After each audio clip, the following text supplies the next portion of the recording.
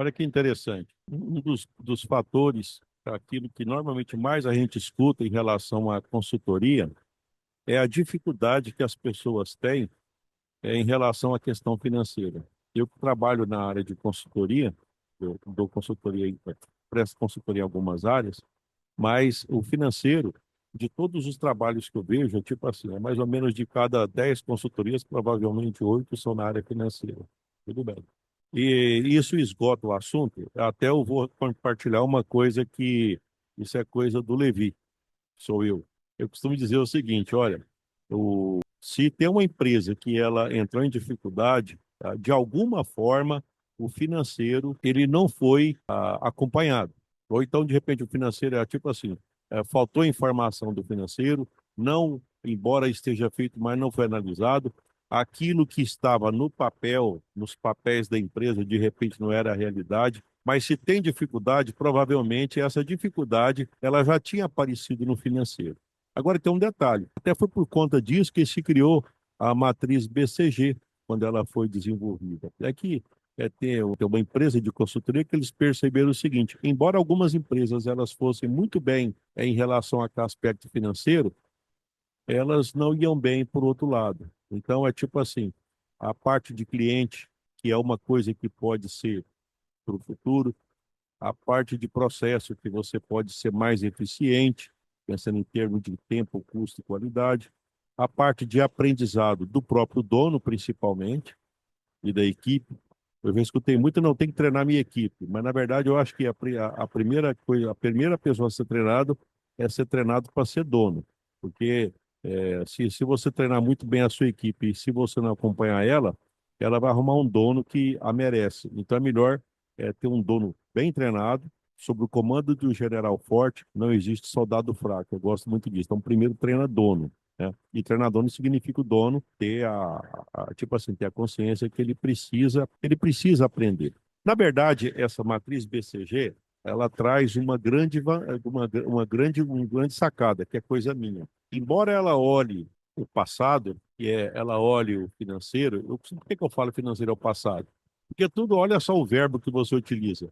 Quanto gastou, quanto vendeu, quanto sobrou, qual foi o lucro. Olha só, veja bem que é tudo passado. Então, eu costumo dizer que é uma leitura de retrovisor. Tá? A gente não vive de passado. Mas é claro que existe uma pequena verdade ou uma meia-verdade disso. Qual que é a meia-verdade? É que aquilo que aconteceu e que deu certo no passado, existe uma grande probabilidade que se você repetir, certo? Isso pode acontecer de novo, desde que o ambiente não mude, que não é a nossa realidade, não é a nossa realidade. Então, é somente imaginar que eu vou fazer de novo o que eu fiz porque sempre deu certo. Tem que lembrar que pode até ser que você continue fazendo e aprendeu a fazer o que dá certo. O que tem que analisar é que se o ambiente mudar, então essa realidade já não vai ser exatamente aquela que existia. Então já mudou, não é mais o mesmo ambiente. Dessa forma, então é prudente que tenha uma forma de projetar futuro e trazer para o presente. Olha, quais são os elementos novos que agora eu vou ter que considerar? Elementos que impactam o cliente, elementos que impactam o processo, que seria o tempo que demora para vender, essas coisas por acaso que tenha, e também o aprendizado do dono, tá? Então, isso aí é uma coisa que pode ser considerado. Então, tem a visão do passado, que é o financeiro, e tem a visão do futuro, que seria a questão do cliente, do processo do aprendizado.